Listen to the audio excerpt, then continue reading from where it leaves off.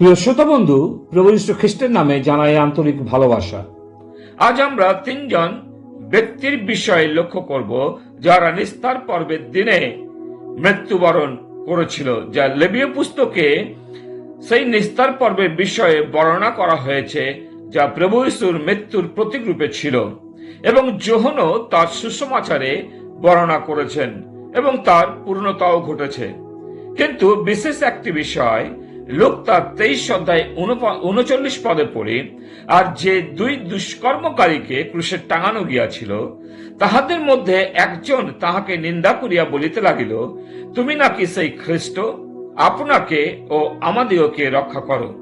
প্রিয় বিশ্বাসী, তিন ব্যক্তির মৃত্যু মুহূর্তে একটি আলাপ ও আলোচনা চলছিল।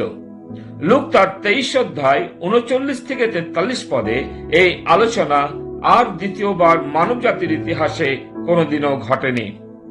দুইজন দুষ্কর্মকারীকে ক্রুশে টাঙিয়ে দেওয়া হয়েছে এবং দুই ব্যক্তির মাঝখানে আরো এক নির্দোষ মানুষ, যিনি প্রভু যীশু খ্রিস্ট, তাকেও ক্রুশবিদ্ধ করা হয়েছে। লোকসমূহ ও অধ্যক্ষেরা যিশুকে উপহাস করে বলেছিল, ওই ব্যক্তি অন্য অন্য লোককে রক্ষা করিত যদি ও ঈশ্বরের সেই খ্রিস্ট তাহার মনোনীত হয়, আপনাকে রক্ষা করুক। যখন 35 পদে পড়বেন লুক 23 অধ্যায়ে তাই লেখা আছে। এটা একটা প্রলোভিত করার কথা, যেন খ্রিস্ট ঈশ্বরের দেওয়া কাজ সম্পূর্ণ না করেন।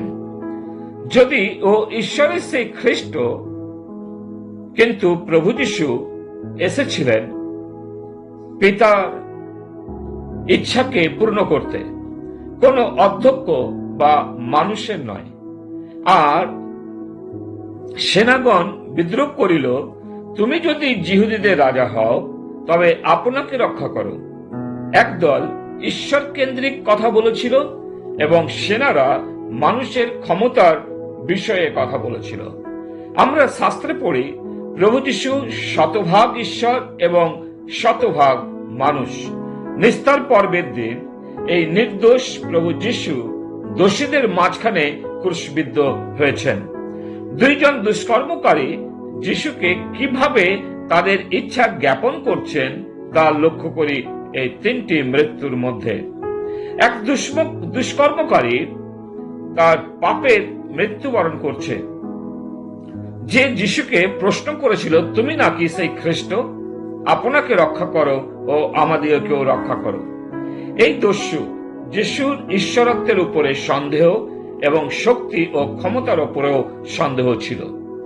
যিশুর কথা সে শুনেছিল এবং জিহুদি রূপে তিনি ব্যবস্থাতে পাঠ করেছিলেন যে ইনি হচ্ছেন মসীহ, কিন্তু যিশুতে বিশ্বাস করতে পারেননি। যদিও মৃত্যুর মুহূর্তেও যিশুকে পাশে পেয়েছিলেন, যিশুকে বিশ্বাস না করে পাপেই মৃত্যুবরণ করলেন। আজ সকালে ঈশ্বরকে ধন্যবাদ দিই, তিনি আমাদের দয়া করেছেন যেন তাতে বিশ্বাস করে পাপের মৃত্যুদণ্ড থেকে উদ্ধার পায়, এবং আমরা তা উদ্ধার পেয়েছি, ঈশ্বরের গৌরব করি। কিন্তু পাশে থাকা ওই এক দস্যু যিশুকে গ্রহণ করতে পারল না এবং নরকে চলে গেল। অন্য দুষ্কর্মকারী নিজের দোষ পাপ বুঝেছিল এবং যিশুকে নিজের জীবন সমর্পণ করেছিল এবং যিশুকে বলেছিল, আপনি যখন আপন রাজ্যে আসিবেন তখন আমাকে স্মরণ করিবেন। এই দস্যু পাপের পক্ষে মৃত্যুবরণ করলেন, আর পাপ করতে চায় না, ঈশ্বরের রাজ্যে থাকতে চায় এবং যেতে চায়। তিনি যিশুকে নির্দোষ দেখেছিলেন ও বলেছিলেন ইনি অপকার্য কিছুই করেন নাই। হ্যাঁ প্রিয়, প্রভু যিশুর অপকার্য করেননি। এই দস্যু যিশুকে গ্রহণ করে তার সাথে স্বর্গে প্রবেশ করেছিল, কারণ প্রভু যিশু বলেছিলেন, অদ্যই তুমি আমার সাথে স্বর্গে প্রবেশ করবে। এই দস্যু পাপের পক্ষে মৃত্যুবরণ করল। এবং তৃতীয় ব্যক্তি প্রভু যিশু, যিনি পাপের জন্য মৃত্যুবরণ করেছিলেন। তিনি পাপ করেননি, পাপ জানতেন না এবং তার মুখে কখনো কোনো ছলও পাওয়া যায়নি, কিন্তু আমাদের জন্য পাপ স্বরূপ হলেন, যা শাস্ত্রে বর্ণনা করে।